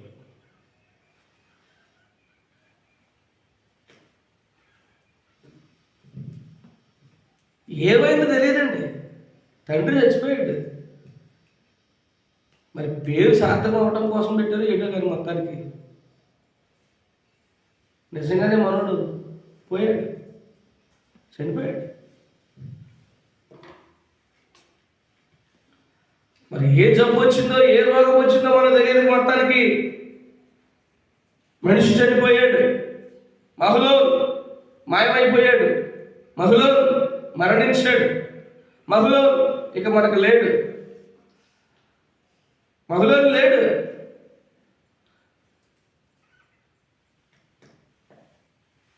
ఇంకో హ్యాండ్ పేరు ఏంటి? నశించడం. నీకెలా తెలుసు ఏంటి? చప్పట్లు కొట్టండి. వెరీ గుడ్, శబాష్. కిలియోన్ అంటే ఏంటంట? నశించుట, లేదా క్షీణించుట, లేదా కృషించుట. ఇద్దరు కుమారులకు మంచి పేర్లు పెట్టాడండి, భలే పేర్లు పెట్టాడు. ఒకటి పేరేమో రోగం అట, జబ్బు అట, వ్యాధి అట. మరొకటి పేరేమో నశించుట, కృషించుట, క్షీణించుట. క్షీణించి క్షీణించి చచ్చిపోయారా? కృషించి కృషించి చచ్చిపోయారా? మొత్తానికి ఏమయ్యారు? నశించిపోయారు. కొన్నిసార్లు పేరు చూసినా సరే మనకి ఏం పుట్టాలా? భయం పుట్టాలి కదా. పేరు పెట్టుకున్నాం, ఆ పేరుని పెట్టడానికి మనకు భయం పుట్టాలి కదా, జాగ్రత్త ఉండాలి కదా. జాగ్రత్త ఉండాలి కదా. పేరు పెట్టుకుంటే సరిపోలేదు, జాగ్రత్త పడాలి కదా. ఇలా జరుగుతుందిరా, ఇలా జరుగుతుందిరా అని అనుకోవాలి కదా, తెలుసుకోవాలి కదా, భావించుకోవాలి కదా. తండ్రి చనిపోయాడు. మహ్లూను అయ్యగారి పేరు రోగము. ఏ రోగం పట్టింది ఇప్పుడు? ఆత్మీయ రోగం వచ్చేసింది అయ్యగారికి. ఏమొచ్చింది? ఆత్మీయ రోగం వచ్చింది. తండ్రి చచ్చిపోయినప్పుడు తెలుసుకోవాలి కదా, బుద్ధి తెచ్చుకోవాలి కదా, మనసు మార్చుకోవాలి కదా. ఇంటికి పెద్ద కొడుకు కదా నువ్వు, ఇంటికి పెద్ద కొడుకు కదా.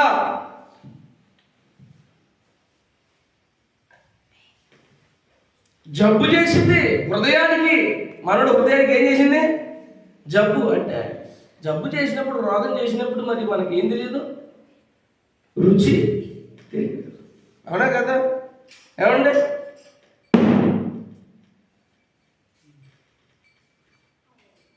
ఇద్దరు దిక్కు ఆ వైపు చూడండి. జలుబు చేస్తుంది. జలుబు జబ్బేనా? చేసినప్పుడు ఏమైంది? వాసన తెలియదు. భయంకరమైన రత్న బోధన కూడా మనకేమనిపించదు. గుమ్మగుమ్మలాంటి వంటకం చేసినా కూడా మనకేమి అనిపించదు. సువాసన ఎదిరిపోతున్నా కానీ వీడికేం తెలియదు. ఎందుకు? జబ్బు చేసింది కాబట్టి. రోగం చేసినాడికి రుచి తెలియదు, రోగం చేసినాడికి జబ్బు తెలియదు. రోగం చేసినడికి ఏమి సరిగా అర్థం కావు. ఇప్పుడు మనవాడికి కూడా రోగం చేసింది, జబ్బు చేసింది, అందుకే తండ్రి చచ్చిపోయినా కూడా వీడికి ఇంకా బుద్ధి రాదు. తండ్రి చచ్చిపోయిన తర్వాత కూడా మనసు మారలా, కుటుంబంలో మరణం సంభవించిన తర్వాత కూడా మనసు మారలా, చావు వచ్చినా కూడా మనసు మారలా. ఏమండి, రాత్రి ఆయన సాక్ష్యం చెప్పారు పాస్టర్ గారు. గవర్నమెంట్ ఇస్తారట మొదటి సంవత్సరం డాడీ కథం, 2 సంవత్సరాలు ఇస్తారట మళ్ళీ గవర్నమెంట్ మమ్మీ కథం, 3 సంవత్సరాలు గవర్నమెంట్ ఇస్తారట ఎవరు పిన్ని కథం, 5 సావులు 4 సావులు. అర్థం కావద్దు మనకి, అర్థం కాదు. కోమంలో ఏమన్నావా ఏంటి, ఇక్కడ మైకుల్లో ఏమన్నావా ఏంటి అంటారు కదా, అర్థం కానప్పుడు. ఈ తండ్రి చచ్చిపోయాడు అకస్మాత్తుగా, అర్ధాంతరంగా. ఏమండి, దుఃఖ ముక్కలాగా ఉండేవాడు, చెక్క ముక్కలాగా అయిపోయి చచ్చిపోయాడు. దుఃఖ ముక్కలాగా ఉండేది. ఇది దొంగలు చెక్క ముక్క అంటే సీల్ చేసింది, అలసగా ఉంటాయి. ఇలా ఉండాల్సినాడు ఇలా అయిపోయి చచ్చిపోయాడు. అర్థం కావద్దా, ఆలోచించొద్దా? ఎందుకిలా జరిగిందని యేసయ్యను అడిగే అర్హత నీకు లేనే లేదని. యేసయ్యను అడగొద్దు, మనం అడుక్కోవాలి కదా. ఫస్ట్ మనకు మనం ప్రశ్నించుకోవాలి, ఎందుకు ఇలా జరిగింది? నా జీవితంలో ఏదన్నా సంఘటన జరిగితే, ఏదన్నా జరగరాని కార్యం ఏదన్నా జరిగితే తప్పనిసరిగా నేను ప్రశ్న వేసుకుంటాను, ఎందుకు ఇలాగ జరిగింది? నాకు ఎందుకు ఇటువంటి నష్టం వచ్చింది? నాకు ఎందుకు ఇటువంటి కష్టం వచ్చింది? నాకు ఎందుకు ఇలాంటి పరిస్థితి ఏర్పడింది? ఎందుకు నాకు ఈ సిచ్యువేషన్ వచ్చింది అని కూర్చొని తగులుబడిగా ఆలోచన చేసుకుంటాను. నేను ఆలోచించుకుంటూ ఉంటాను, గమనించుకుంటూ ఉంటాను, ధ్యానం చేసుకుంటూ ఉంటాను, మరణం చేసుకుంటూ ఉంటాను. ఎందుకు ఇలా జరిగింది? దీనికి కారణం ఏంటి? అంటే తండ్రి అకస్మాత్తుగా నీ తండ్రి చచ్చిపోయినప్పుడు నీకు అర్థం కావాలి కదా, ఈ ప్లేస్ మంచిది కాదు, ఈ స్థలం మంచిది కాదు, దేవుడు ఉన్న చోట ఉండకుండా మనం బయటకు వచ్చేసాం, ఇదంత మాత్రం కూడా మనకు మంచిది కాదని చెప్పి తెలుసుకొని వెంటనే స్పర్శగలిగినోడు, స్పర్శా జ్ఞానం వెళ్ళినోడైతే వెంటనే బయటికి. మా అమ్మ స్టోరీ చెప్తూ ఉంటుంది, దగ్గర నవ్వేసుకుంటాం మేము. ఇసుక పనికి పోయారట, ఇసుక పనికి పోయారట. ఇసుక రోడ్లు ఇస్తారు కదా, లారీలు. మీరు ఎప్పుడైనా చేశారు అలాంటి పని? ఇసుక నేను చేశాను, నా చిన్నప్పుడే పోయాను ఇసుక పనికి. కేట్లా అంత వయసులో ఉన్నప్పుడు ఇసుక పనికి పోయాను. తట్టలు మూసి రక్త విజయం మామూలుగా కాదు. అంత వయసులో తెల్లవారులు కష్టపడి పనిచేశాను నేను. నాకు భలే సరదా. సరే, అప్పట్లో మా అమ్మ వాళ్ళ నాన్న వీళ్ళందరూ ఇసుక పనికి, వాళ్ళ ఊరు పక్కనే ఏరుడు నది, అక్కడికి వెళ్తారన్నమాట ఎండాకాలం సమ్మర్. లారీలు ఏవి బండ్లు ఏవి లేనప్పుడు అలాగ పడుకుని రెస్ట్ తీసుకుంటూ ఉంటారు కదా, మాడుకుంటారు కదా. ఇద్దరు, ఆయన మా తాతయ్య, ఆయన పేరు వెంకటేశ్వర్లు, ఇంకొక ఆయన పేరు ఏదో గోపయ్య ఎవరు, పక్కన ఇద్దరు పక్కన పడుకున్నారు. ఒకరు పడుకున్నారు, చక్కగా కాలు మీద కాలు వేసుకొని ఏదో కబుర్లు ఆడుకుంటూ ఆకాశ నక్షత్రాలు చూసుకుంటూ మాడుకుంటున్నారు. ఈ లోపల ఒక దోమ పిచ్చగుడ్డు కొడుతుందన్నమాట. ఏంటి దోమ పిచ్చగుడ్డు కొడుతున్నది, తాగేస్తుంది, బ్లడ్ తాగేస్తుంది, ఎమ్మ నొప్పి వచ్చేస్తుంది. మా తాతకి నొప్పి అయిపోయి దాన్ని కొట్టి గోకుతా ఉన్నాడట. ఎంత గోగినా దొరకట్లేదు, ఎంత గోగినా దొరకట్లేదు. అప్పుడు అన్నట్టు ఒరే గోపయ్య పక్కన ఉండి, ఇందాక నుంచి దోమ పిచ్చగుడ్డు కొడుతున్నా, కొట్టి ఎంత గోగినా కూడా దొరకట్లేదురా అంటే అని అంటాడట. నీకేం తగ్గిద్దిరా, నువ్వు గోకేది నా కాలరా అన్నాడట. నువ్వు ఇందాక నుంచి గోకేది నా కాలరా నాయన, నీకెందుకురా దొరక తగ్గిద్ది. అంటే ఎవరి కాలు గోకుతున్నాడో కూడా తెలియనటువంటి ఆలోచనలో పడిపోయాడు అనమాట మా తాతయ్య. Praise the lord. మా అమ్మ చెప్పడం నేను అప్పుడు తెగడం వేసుకుని మా అమ్మ చెప్తే బాగా చెప్తే జోకులు బాగా ఎక్స్ప్లెయిన్ చేద్దాం మా అమ్మ. దేవునికి స్తోత్రం. అందరం కలిసామంటే ఇంకా పండగే, చక్కగా మాట్లాడుకుంటాం, ముచ్చటాడుకుంటాం, సంతోషం, ఆనందం. అంటే దోమ నిన్నే కొడుతుంది కానీ నువ్వు గోక్కునేది నీ కారణ సంగతి. ఇప్పుడు మనం ఏదో పనిలో ఉంటే దోమ కుట్టడం వేరే, దోమ కుట్టినా కొన్నిసార్లు మనకు తెలియదు.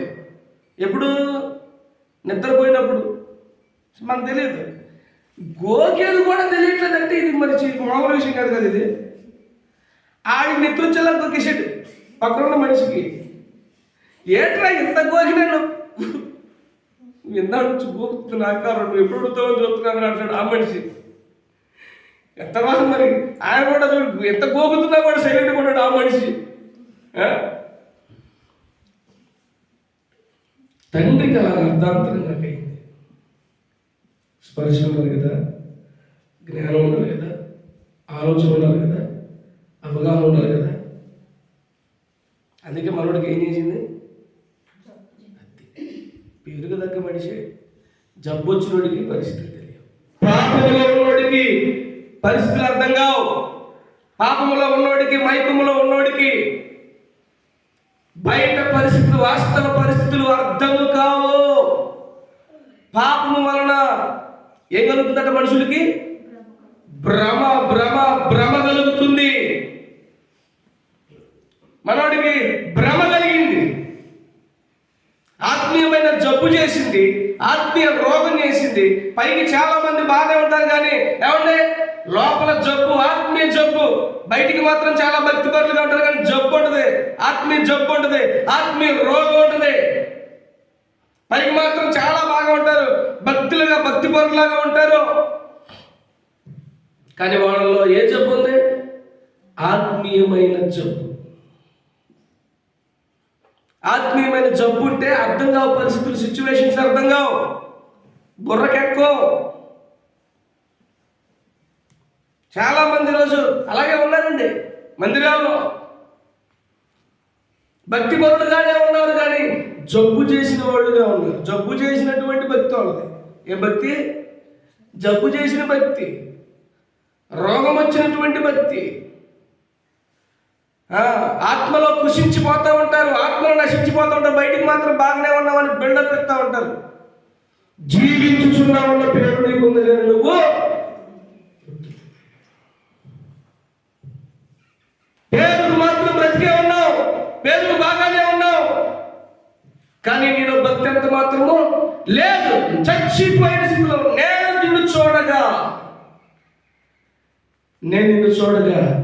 చచ్చిపోయినటువంటి పరిస్థితిలో జీవించుచున్నావన్న పేరు నీకుంది. నేను బాగానే ఉన్నాను నువ్వు అనుకుంటున్నావు కానీ నువ్వు చల్లగా లేవు, వెచ్చగా లేవు, నులివెచ్చనగా ఉన్నావు. నువ్వు దిగంబరిని, దిక్కులేని వాడివి, దరిద్రుడవు అని నీవు ఎరుగక, సరే నా మాట తీయండి, నేను ధనవంతుడును, ధనవృద్ధి చేసుకొనుచున్నాను, నాకు ఏమీ కొదువు లేదని నువ్వు చెప్పుచున్నావు. లవదకీలో ఉన్న సంఘపు దూతకు, ఇది నులివెచ్చని స్థితిలో ఉన్నటువంటి సంఘము, వేషధారణతో ఉన్న సంఘము, నేను బాగానే ఉన్నా అనుకునే సంఘము, నాకేం పర్వాలేదు, నేను నెంబర్ 1 భక్తి చేస్తున్నాను, నా భక్తి గొప్పది, నా ఆత్మీయత గొప్పది, నాకెవరు చెప్పడానికి సరిపోదు అని అనుకునే సంఘము.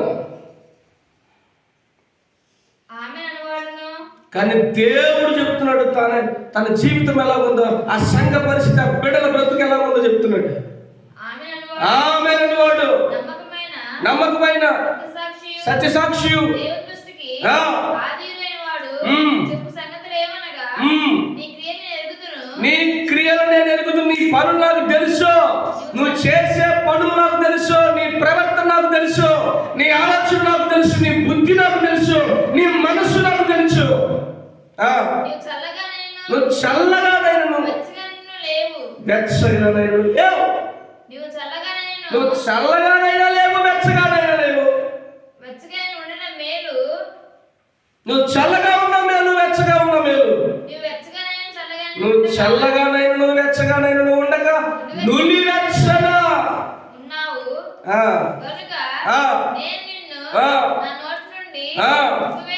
నేను నిన్ను నా నోట్లో నుండి ఉమ్మేస్తానంతే.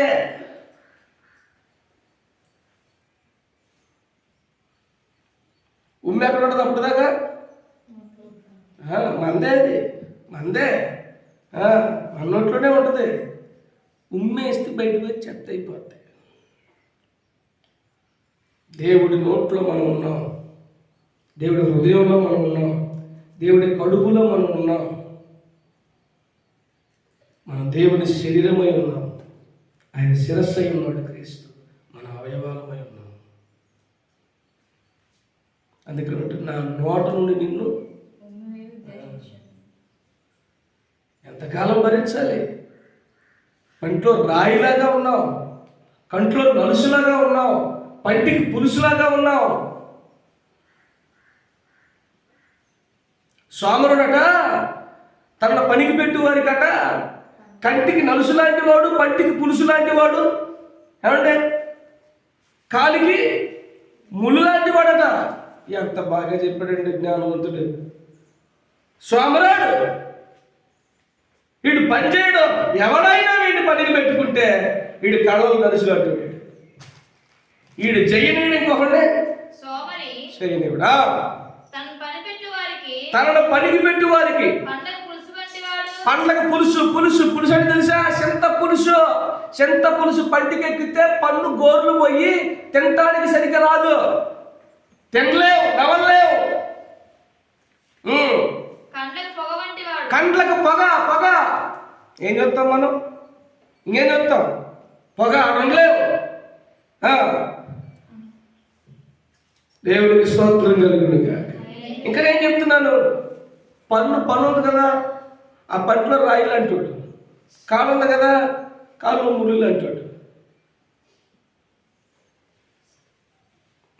నడవదు బండి. ప్రకటన గ్రంథం ఏమి తిట్లండి బాగో, ఏసు రక్తమే జయ్యో, హల్లెలూయా. నాకు భలే సంతోషమే కదా, తిట్టిన సంతోషమే, పొగిడిన సంతోషం, వేసి రక్తమే జయ్య. అందులో నిజం ఉంటే తీసుకోవాలా. ఆ కెపాసిటీ పొగిడినప్పుడు సంతోషంగా తీసుకునేటటువంటి మనసు ఉన్నప్పుడు, తిట్టినప్పుడు కూడా తీసుకునేటటువంటి మనసు మనకు ఉండాలి. నేను మంచిదే తీసుకుంటాను, చెడు తీసుకోను. నువ్వు పొగిడినప్పుడు ఉప్పొగిపోయి లేచిపోతున్నావు కదా, బెలూన్ లేచిపోయినట్టు, బుడగలు లేచిపోయినట్టు లేచిపోతున్నావు కదా, సంబరపడి ఆనందపడిపోయి సంతోషపడిపోతున్నావు కదా పొగిడితే. మరి తిడితే కూడా నీకు అదే కెపాసిటీ ఉండాలి. జీర్ణించుకునేటువంటి, సహించుకొని స్వీకరించి అంగీకరించే మనసు ఉండాలి. ఈరోజు చాలా మందికి పొగడతలు ఇష్టం, పొగడాలి, బాగా పొగిడించుకుంటారనమాట. మనసులో ఉండదు, బాగా పొగిడించుకోవాలా, మెచ్చుకోవాలా. గద్దిస్తే తట్టుకోలేరు, ఖండిస్తే తట్టుకోలేరు, హెచ్చరిస్తే తట్టుకోలేరు, బుద్ధి చెప్పి తట్టుకోలేరు. పొగడతలు మాత్రం కావాలా, మంచివి కావాలా, తీయగా ఉన్నవి కావాలా. తీయగా ఉన్నాయని తినేస్తే ఏమైపోతావు? లావైపోతావు. తీయగా ఉందని తినేస్తే ఏమైపోతావు? షుగర్ ఎక్కువైపోద్ది. తీయగా ఉందని తినేస్తే ఏమైపోతావు? జబ్బు చేసి పైకి పోతావు. స్వీటుతో పాటు ఏం తినాలా? హాట్ కూడా తినాలి, కారం తినాలి. ఏసు రక్తమే జయం. హల్లెలూయా. పచ్చిమిరపకాయల కారం ఎప్పుడు తిన్నారు మీరు? పచ్చిమిరపకాయలు పచ్చడి మామూలుగా ఉండదు, మంట తిరిగిపోతాయి. మంట. అందులోకి కోడిగుడ్లు వేసుకొని మాడుచుకొని తింటాం మేము. కారం ఎదిరిపోద్ది, టేస్ట్ కూడా సూపర్గా ఉంటుంది. మొన్న సాగరిత్తి వండి పెట్టాం, భలే తినేసాడు, లొట్టలు వేసుకుని తినేసాడు. మంట ఉందని అక్కడ బాగుందని అన్నాడు. అలాగే ఉంటుంది మరి, మంట ఉంటుంది, టేస్ట్ కూడా తిరిగి వదిలేసి రక్తమే చేయం. తీపే కాదు బతుక్కి చేదు కూడా తీసుకునే దమ్ము కెపాసిటీ ఉండాలి. తిడతాడు చూడండి, వాళ్ళు ఎలా తిడుతున్నాడు. ఫస్ట్ తిట్టాడు అది, నువ్వు దౌర్భాగ్యుడివి, నువ్వు దిక్కుమాలిన వాడివి. ఆ దమ్ముందా? కళ్ళలోకి చూసి ఆ మాటలు స్వీకరించగలిగినటువంటి దమ్ము, సత్తా, కెపాసిటీ.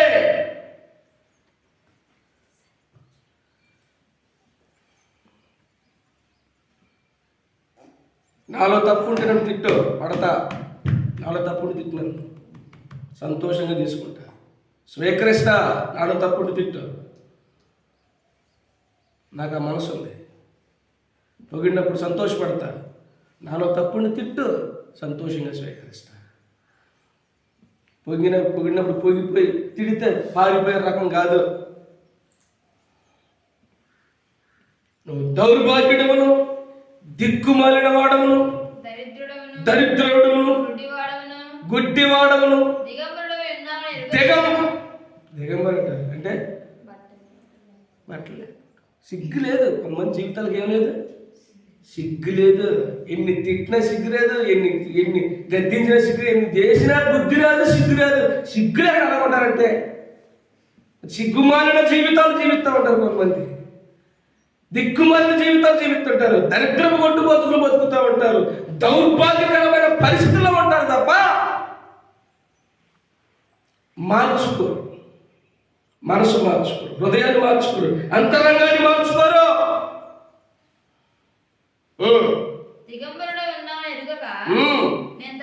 ఇది తెలియట్లా మనోడికి, అర్థం కావట్లా. ఏ స్థితిలో ఉన్నావు, బతుకు ఎలాగుందో, జీవితం ఎలాగుంది అర్థం కావట్లా. సోయి లేదు, మైకం కమ్మేసింది, మాయలో ఉన్నాడు, మత్తులో ఉన్నాడు.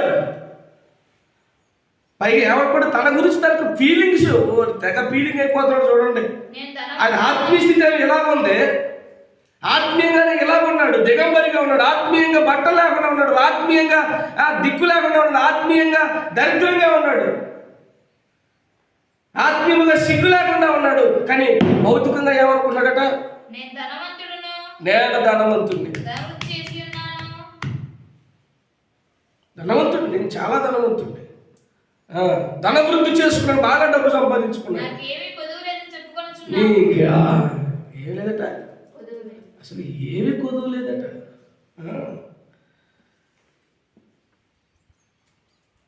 ఫీలింగ్ నాకేం కొద్దు, చాలా పర్ఫెక్ట్ అని అంటాడు. ఇవన్నీ చిన్నప్పటి నుంచి నేను చేస్తున్నాను, నాకు ఇంకేమి కొదువా. ఇంత పెద్ద గొయ్యి ఉందిరా నాయన, నేను ఆత్మీయమైన గొయ్యి పడ్డది, బొర్రగన్నం పడ్డది, ఆత్మీయమైనటువంటి గొయ్యి. వీడి పైన కప్పేసి కవరేసి నాకేం కొదువా అంటున్నాడు, నాకేం తక్కువ అంటున్నాడు. ఈరోజు చాలామంది ఆత్మీయంగా చెడిపోయి, ఆత్మీయంగా క్షీణించి, ఆత్మీయంగా పతనమై, ఆత్మీయంగా దిగజారిపోయి, ఆత్మీయంగా కృషించి ఉన్నారు. పైకి మాత్రం నేను బాగున్నాను, I'm perfect, I'm very all right, నాకేముందా కుదరలేదు. ఎవరి ఆత్మీయ స్థితి వాళ్ళకి బాగా తెలుసు. ఎవ్వరు కూడా మోసం చేసుకోవద్దు, కప్పించుకోవద్దు. మన ఆత్మీయ స్థితి మనకు బాగా తెలుసు. సత్యాన్ని అంగీకరిద్దాం, వాస్తవాన్ని ఒప్పుకుందాం, నిజాన్ని ధైర్యంగా ఒప్పుకుందాం. ఆత్మీయంగా నేను ఎలాంటి స్థితిలో ఉన్నాను, నా భక్తి ఎలా ఉంది, నా ఆత్మీయత ఎలా ఉంది, నా ప్రార్థనా జీవితం ఎలా ఉంది, నా పవిత్రత ఎలా ఉంది. ఎలాంటి విషయాల గురించి ఒప్పుకొని విరిగినలిగి మనసు కలిగి పశ్చాత్తాపంతో సరిదిద్దుకొని సరి చేసుకున్నవాడు ధన్యుడు. ప్రార్థన చేసుకుంటాం.